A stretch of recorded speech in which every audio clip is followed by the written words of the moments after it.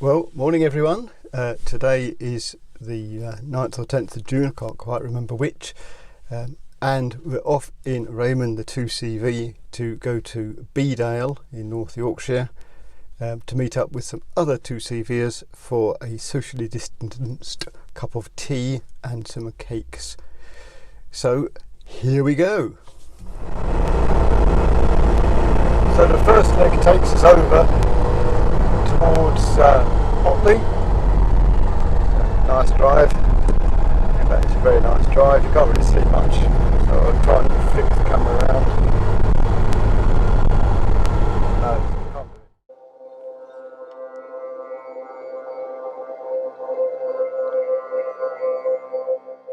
do it. At the moment we're going over the road between Baildon towards Hawksworth village, not far from my house.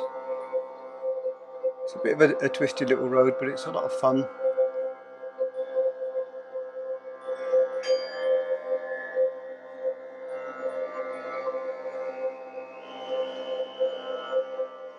There's a bend here where everyone seems to come on the wrong side of the road. Dash cams are a good idea.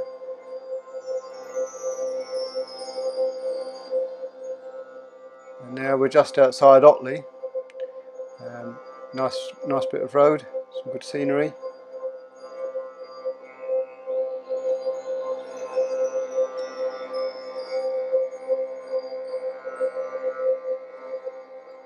We've successfully passed through Otley now on the main road through to Harrogate from Otley.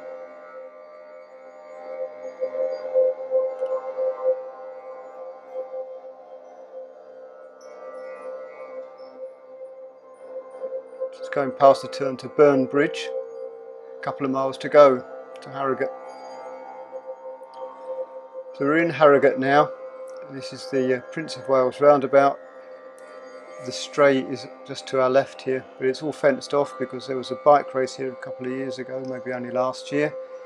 It was very wet and the grass really got chewed up and it's never really recovered since.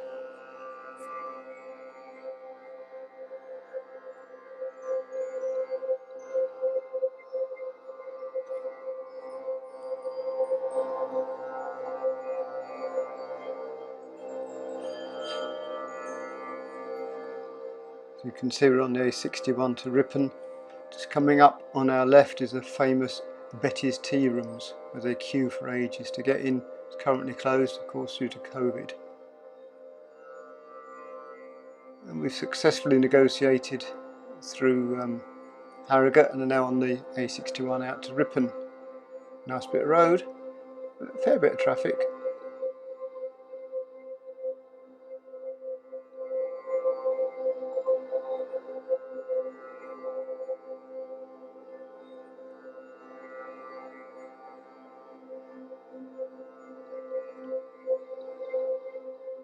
It was a lot of fun. The roads have definitely quietened down by now.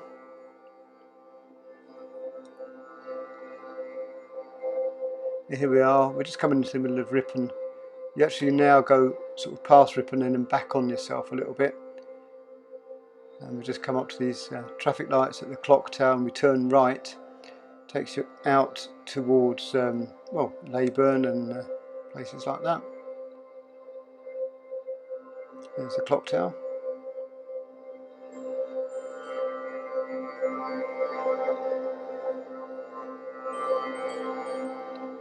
Look at this big wagon coming out. It's a big cement lorry or something. It wasn't particularly close, but it was just a thing I hadn't expected to see as we come into North Stanley.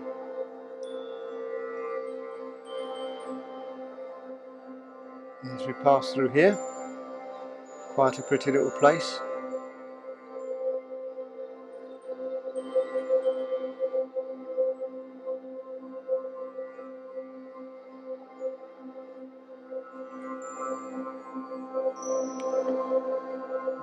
Oddly enough, coming up on our left is a Citroen dealer. There we go, how apt for a 2CV.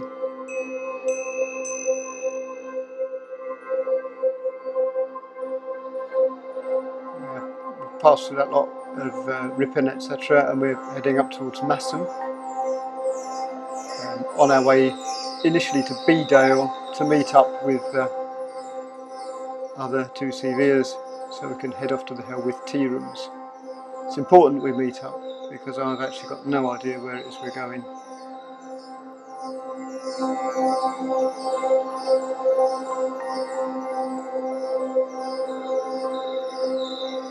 For June, I mean, just look at the sky. It threatened rain all day.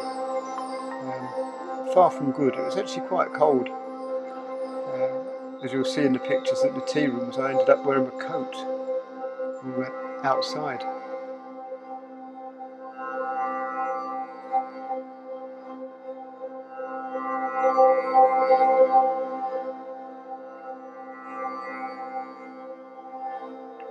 Some nice scenery over towards the left. But for Yorkshire, it's a bit flat through this bit, which is probably a good idea in a 2CV because you don't want it too hilly. So thrashing along. Well, over we go.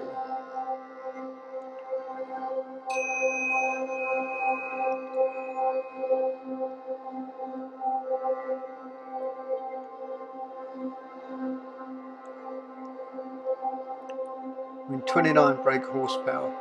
Who needs any more?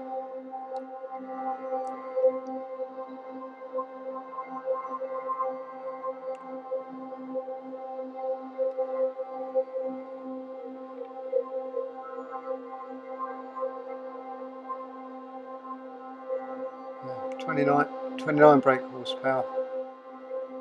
A lot of fun. We're coming up to a turning now on the left, which is actually going to take us down into Beedale. I didn't have the sat nav on. I was just following the signs and a sense of smell basically. And here we go. Success, success. However, as we turn down here, we don't go very far when we get stuck behind a big wagon all the way into Beedale. There you go, getting into Beedale. We're looking now for the railway station. No idea where that is, so I come to a junction. I should really go straight on there, but I didn't. I turned left through the market, still behind the big wagon, been behind him for ages. Wasn't really holding me up, but just can't see very much. It's market day in Beedale.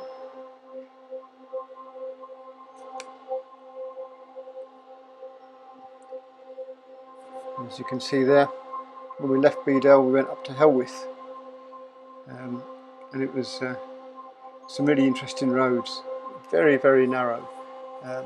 One of the guys, John, was in his Citroen Picasso. I was very glad we were just in the 2CVs because the roads are very bumpy and the long travel suspension was really cool.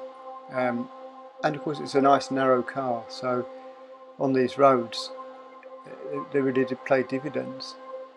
There's James in front in his white 2CV. I mean, who would have thought chances of two white 2CV specials being together on the same run when there's only two CVs out that day. I guess that's just the way of the world and serendipity. But as it says on the caption, it really is in the middle of nowhere where Helwith is. A little bit of rain on the windscreen as well.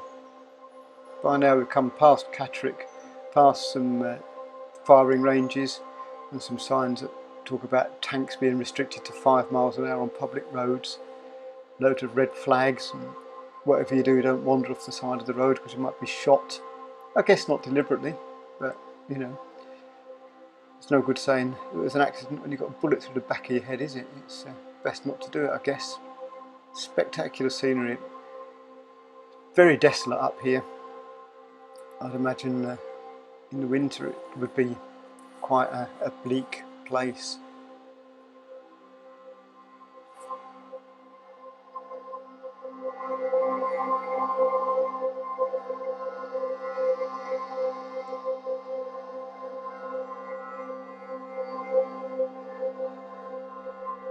I would also think it was an amazing place for stargazing as well, though.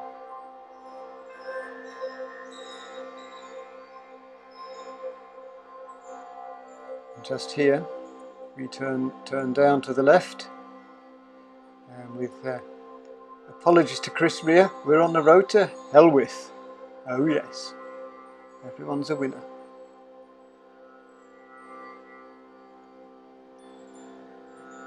Not many neighbours here.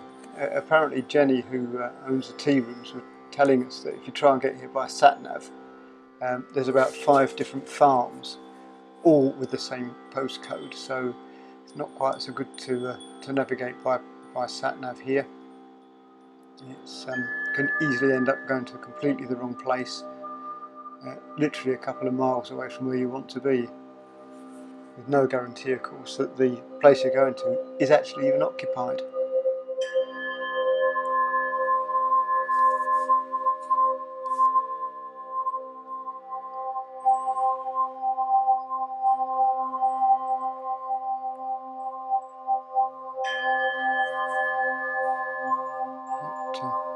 Here we go, we're coming up.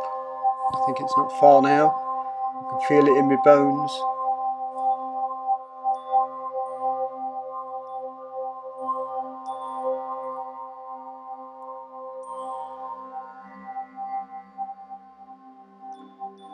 Sheep, suicidal here, same as everywhere else. Starting to come down into the valley.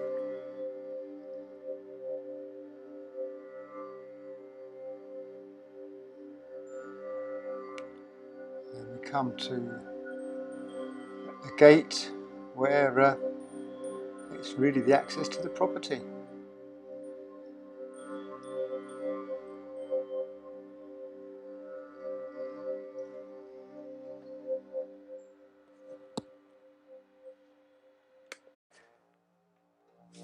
And yeah, James very kindly opens the gate for me.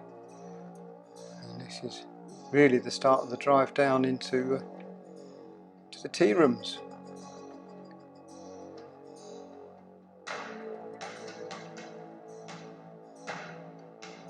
Foreboding music.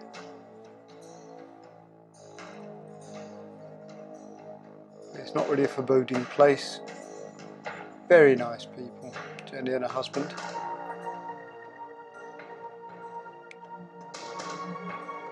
Probably a bit nasty in the winter, I think, getting up there.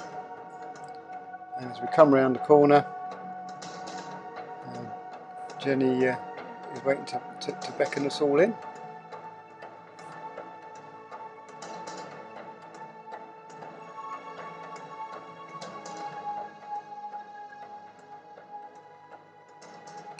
Got some still pictures of the cars at the Helwith tea room. This is Raymond. That's James's car and some nice goats. Provided the milk that we had with our cups of tea. Raymond again, and John's Picasso behind. John's car was in for an MOT that day. He's got a lovely grey dolly. This is James saying, "It wasn't me, officer, it was that other guy." I wouldn't believe a word. It's James's car again. This is where we had our cup of tea and scones, delicious, underneath those umbrellas. The plums and custard is Jenny's car, called Bisou. She's had it a long time, really loves the car, and I can't blame her. It's a nice one. One of the chickens, keeping us all in order. But yeah, there's Jenny's, as you say. It's could do with the new roof probably, but it's a good used example, and that's what it's all about. And that's John, who kindly also gave us all some biscuits and a pen, and soon it was time to go.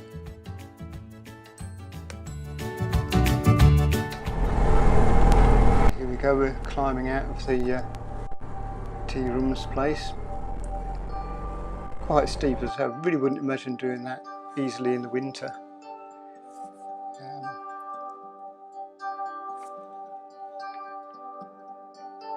And John kindly did the gate for us. And James is waiting for me. I've absolutely no idea how to get home. I think he was going back to sort of Laban way, and I knew if I could get to Laban, I'd be alright because I can find my way home from there. So we followed him in. For some reason the camera very sadly decided it would prefer to focus on the windscreen wiper and not the car in front. But nevertheless, we trekked our way back to where we came, along the little narrow roads.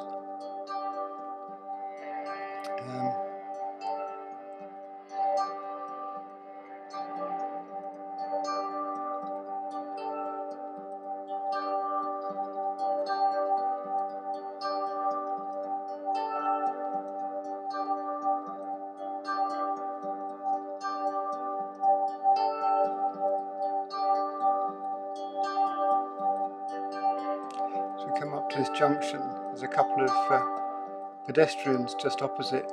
They're probably thinking, we don't see any cars up here, ever.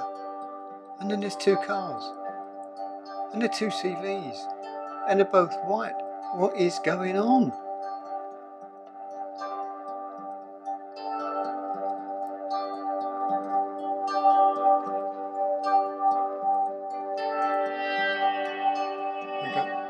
We go down a little gorgy bit here, which is basically where the film on this road started. We pulled in there for a photo session on the way up, over the cattle grid and back up. Quite a steep hill with some pretty tight bends. Into first. Come on, Raymond, you can do this. It's not that hard. Oh, it is? Oh, fair enough, mate. And this is a two-way road, but there are at least places to pull off and pass, I suppose. But yeah, I mean, the thought of driving on here in the dark gives me the heebie-jeebies. I really wouldn't like to do that at all. I've only had the 2CV a few weeks. I don't really know what the headlights are like. There's a firing range here, army range coming up on our left, and the red flags are out, so that means you really shouldn't go in there. And we carried on the road, just dropping down into, I think the village is called Marske, M-A-R-S-K-E. Very pretty. I mean, I'd love to go back, but it's a fair step from home, but nevertheless, it's very nice. And we're now going to start to descend a hill, and there is nowhere to pull off to let other traffic come, and you know, it's pretty incredible that this really is a two-way road. I was just so glad I wasn't a lead car, because it's a real responsibility on these roads. So you can imagine we weren't going very fast.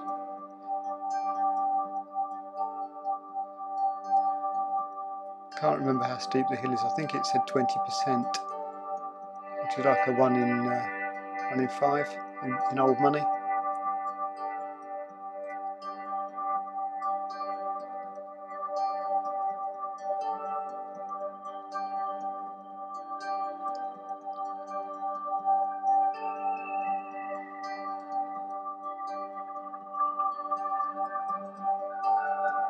We're just coming into the village now. I stopped filming, but literally as we got round this corner, the road widens out. And unbelievably, there was a car waiting to go up the hill. We were very lucky that we didn't meet him just 5 minutes later. It wouldn't have been anywhere near as much fun. So we're heading back down towards Laban, having left Marske.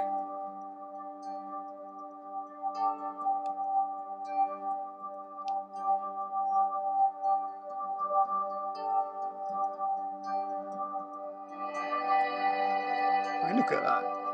Who needs to go abroad? Beautiful. It'd be nicer if it was sunny, but I suppose if it was sunny there might have been more traffic. So you can't have it always. Again, the camera's still choosing not to focus on anything at all helpful. When we come around the corner here, the road is well chewed up, and it's a bit narrow through here, as you saw the sign say priority to oncoming traffic, which is great, except you can't really see if there's oncoming traffic or not because it's completely blind. Let's get down to the end of this little bit of road, over a nice bridge. Probably probably quite old. And we hang a right and we're going towards Leyburn at that point. James, of course, is much more familiar with these roads than I am. I've never been here before. But onto the old A6108 and troll along. This is a 6108.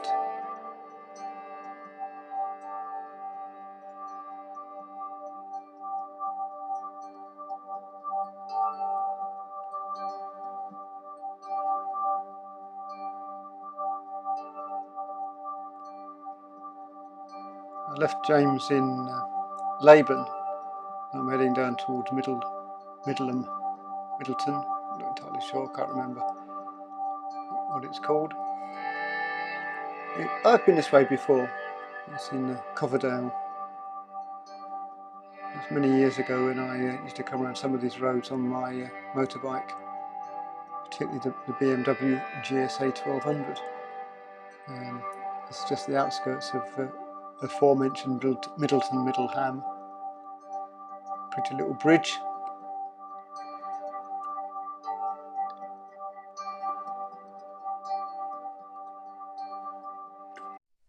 Well, so we are here a few days later, back in the car, back in the garage, putting a concluding part on the film that you may have just watched, hopefully enjoyed.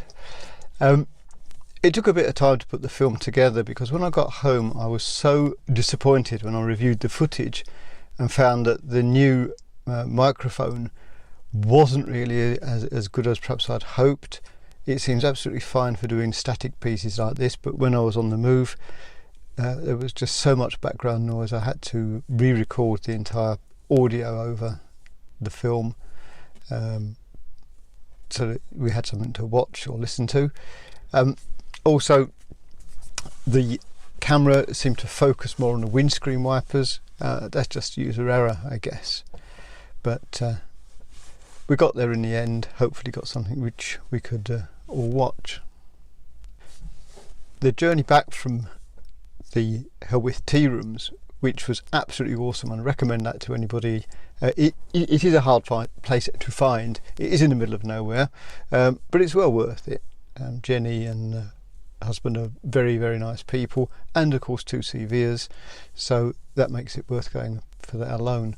But the journey back was pretty awful because we were in COVID times still, so a lot of the facilities which you'd usually use while you're out for a full day were not available. So I left home at about 10:10 in the morning and got home at about 5:15 at night, and by the time I got home I was uncomfortably needing the toilet. There's no two ways about it, and it really did take the shine off the return leg of the journey. Every set of traffic lights seemed to be red. If there was a way of having to queue for something, for some temporary lights or a junction, yep, that was it, and everybody seemed to be letting everybody else out at junctions without realising the huge, frankly, level of discomfort I was in. But you know, that's life. But it sort of has taught me a bit of a lesson that currently the facilities aren't available, and they are pretty important if you're going to go out for a whole day. But there you go, that's life. We live and learn. Raymond was playing up on the way back. He wouldn't idle properly, so every time you came to a stop the engine would cut out. It actually did it when we got to the tea rooms. It was recommended that James recommended that I put a bit of choke on, which would stop it stalling, which it did. But then of course if you left too much choke on or left it on for too long, it would cut out because the mixture was too rich, which I suppose means it must be running right. But it did make it quite interesting coming back through town centres like Ripon and Harrogate and Otley, and a bit of a juggling act. Since then I've adjusted the tick over.